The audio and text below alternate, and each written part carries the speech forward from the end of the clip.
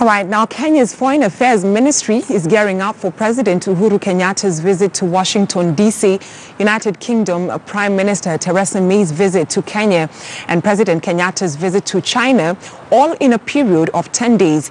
And as meet the superpowers, the ministry is set to deploy newly appointed ambassadors who have been undergoing training that focuses on change to tack on how Kenya relates with the world.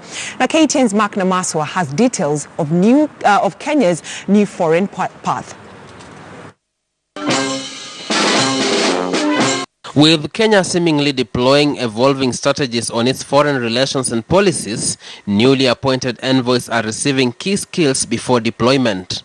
The nature of training an indicator of how things are changing. Countries that were our friends are no longer exactly our bosom buddies. Countries that we thought would never find peace have found peace, and they've opened up new avenues of engagement that have wrong-footed our economic and political strategy. While Kenya faces stiff economic and geopolitical challenge from previously obscure nations in the region, it turns out that overzealous new envoys can cost the nation. In a place like New York, where I've just come from, and I'm sure it's the case in many of the other countries around the world, if you have a diplomatic fuspa, a diplomatic mess-up, early in your career. But while Kenya prepares to deploy its new team, an upcoming flurry of foreign engagements perhaps illustrates the urgency, importance or change of tact as the country swings east and west diplomatically. President Kenyatta will pay his U.S. counterpart Donald Trump a visit on August 27th before jetting back to host British Premier Theresa May on August 30th.